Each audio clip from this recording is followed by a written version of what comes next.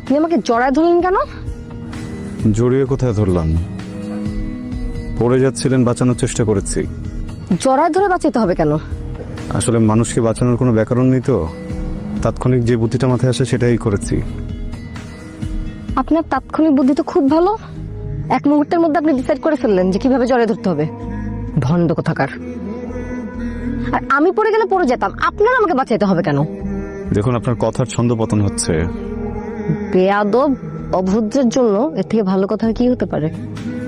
আপনি কি বলছেন সব?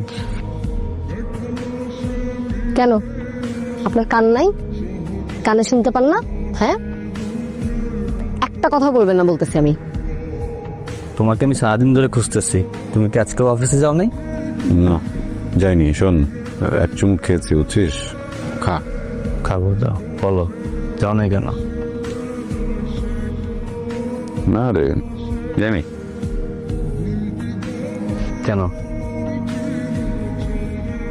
দেখ নাহিদ, জীবন তো একটাই। কোম্পানিগুলোর কাছে জীবনটাকে বেঁচে দেওয়া যাবে না। মাঝে মধ্যে অফিস থেকে নিজেকে ছুটি দিতে হবে, নিজেকে নিজের ছুটি দিতে হবে, নিজেকে নিজের সময় দিতে হবে। তখন না জীবন আনন্দের হবে, নাকি? কিন্তু এইভাবে অফিস মিলে তোমার চাকরি থাকবে না ভাই। এটা ঠিক কথা বলছিস, চাকরি থাকবে না। একটা চাকরি খুঁজে নিব।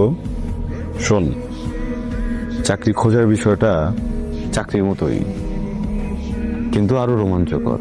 ধর, প্রতিদিন তোর একই বসকে দেখতে হবে না, নতুন নতুন মানুষ দেখা যায়। নাহিদ, নতুন নতুন মানুষ দেখার ভিতরে যে আনন্দ, সে আনন্দ কোথায় আছে বল? তুমি যে কি সব বলো ভাই, আসলে বুঝি না। তুমি এক কাজ করো, ব্যবসা করো, স্বাধীনও থাকলা, আবার মন মতন কাজই করলা। আচ্ছা মা, তুমি আমাকে এত ভালোবাসো কেন? এটা কি ধরনের কথা বললি? তোকে আমি ভালোবাসবো না কেন? শোন, মা বাবার কাছে ছেলে মেয়ের অনুভূতি হলো একমুখী রাস্তা। সেই রাস্তায় শুধু ভালোবাসাই থাকে, অন্য কিছু না।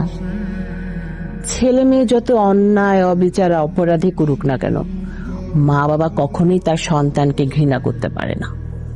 তোমার কি মনে হয় আমি কখনো অপরাধ করব, তোমার অবাধ্য হব? কি জানি মা, আজকালকার ছেলে মেয়েকে তো মা বাবা যতই আঁকড়ে ধরে রাখতে চায়, ছেলে মেয়েরা ততই ছুটে যেতে চায়। তখন নিজেরা